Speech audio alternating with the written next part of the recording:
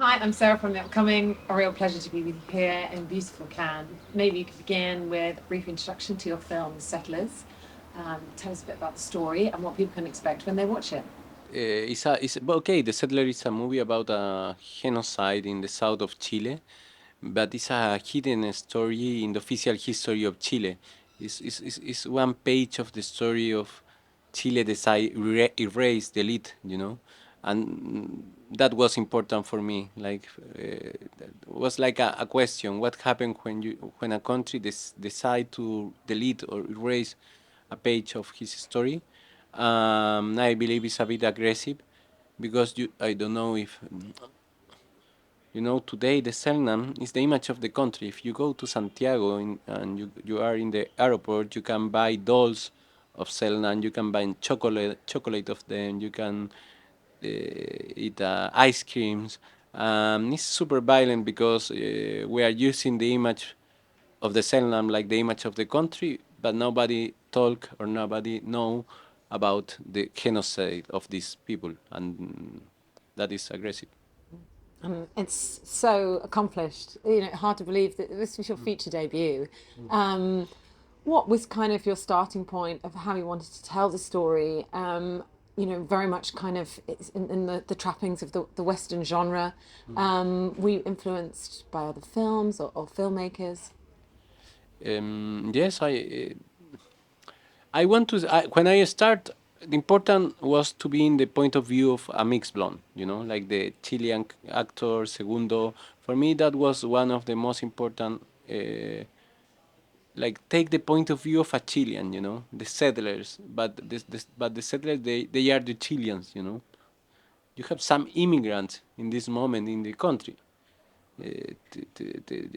but they are immigrants in Chile. The Chilean were the settler in this territory. And yes, I take a lot of influence, obviously about Western adventure movies. Um, when you want to do a Western, obviously I study John Ford, but also I has influence from Glauber Rocha. Um, and I believe it's normal now. The last 5 or 10 years, again we have a revisionist Western, like Kelly Reichardt, a lot of people is Lucrecia Martel, they are has a revisionist point of view, and for me it was interesting to do a Western and has a really critical point of view because I really believe the Western, who is the only gender to was created for the cinema, I believe was created for to do propaganda for show the Americans new countries like a civilization countries, and was propaganda for transform a big genocide in all the continent, in all America, America del Sur and America del Norte, in an spectacle, and was cool, like kill natives. That is the story, and that is a bit terrible. And I believe the cinema has a participation in this. Like it's not a movie who try to has a critical point of view with many people. With the state of Chile, with the president of Chile, also with some businessman, but also with the cinema, because the cinema was very participate in the genocide in a super active way.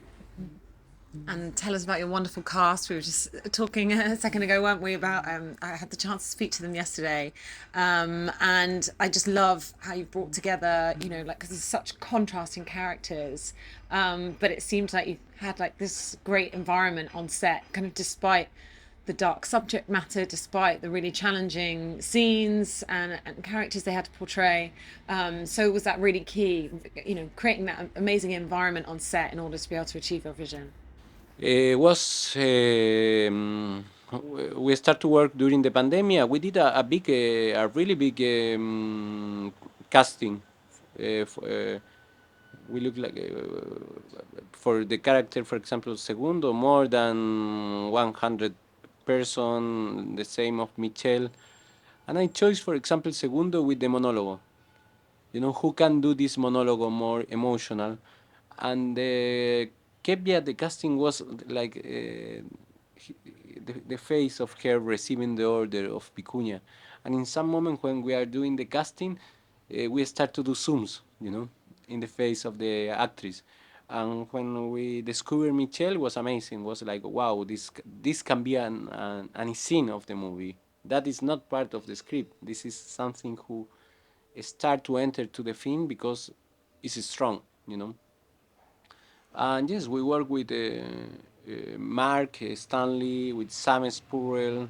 I work with a director of casting, Jesse Frost in UK, and was super difficult because it's a first movie in Chile for a director nobody knows during pandemia, in the end of the pandemia, in the end of the war, and sounds a bit, it's a risk.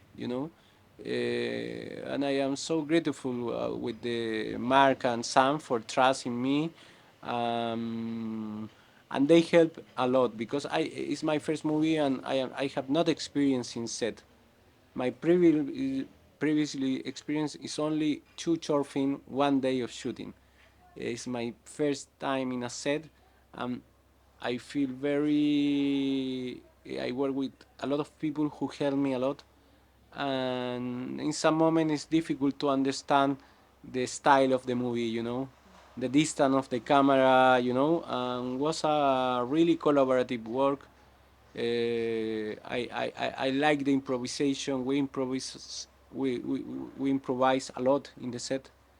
And yes, it was an amazing collaborative work with the actors.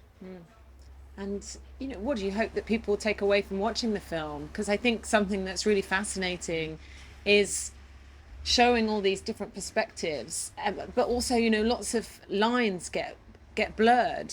Even with Segundo, we sort of we're seeing things through his eyes, but even he kind of gets co-opted into or is made complicit in the violence. And then even towards the end, we think maybe justice is coming about, and then in those final moments, demanding for Michelle's character to drink the cup of tea.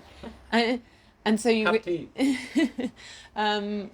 did you want to explore in that sense, of all these different perspectives? First, I want to do a western, and also I have a responsibility. It's maybe we don't know if we have the possibility to do me or another director a movie about a genocide of the south of Chile. And for that, for me, was very important to show the violence. I don't like too much the violence, so I don't. It's not the type of cinema I like to do. But was a responsibility. If we are doing a movie about a genocide of the Selna nation, we need to show how it was. That was important for me, and was important to be literal. Okay, and in the second part start to appear a new type of violence. It's like the violence of the people who is convinced about these facts, who is convinced what they do was correct, and the words start to be violence. It's how it's not physical violence. It's how they talk. And the third part is about cinema also. It's about journalists. It's about how manipulate the stories. Um, and yes, the question of Vicuña, do you want to be part of this nation? Is a bit after all the movies is super violent, but in the end also he's a director and he want Kevya take tea, because if you have the scene for his is enough. It's a contradiction. Um, um, what is the most violent scene of the movie? For me, also is a cool question. What is more violent? Cut ears, the rapes. Um, you know, we we start to be. It's normal for us watch the physical violence. It's something quotidian in TV and in platforms. Um, and in the end, something new probably is the image of them, no? It's like some violence we are not so conscious, you know, and that for me was cool, or was so emotion. I remember I cry. The crew cry when you are shooting the scene, and you start to see your crew and the crew is crying. You understand we was a strong scene, you know. Was wow, we did something uh, uh, important, you know, and that is important for me. It's a movie. I love the script. It's a movie of script. I believe it has a strong script with a strong structure, but I am open to change things in the set, you know, like, and I believe the movie was all the time alive, like without of control, and enter new scenes, you know, and that was the most beautiful moment I believe in the movie. I'm out of time, but thank you so much for sharing all that with me and really enjoyed presenting your film here in Cannes. Thank you so much. Okay, thank you so much.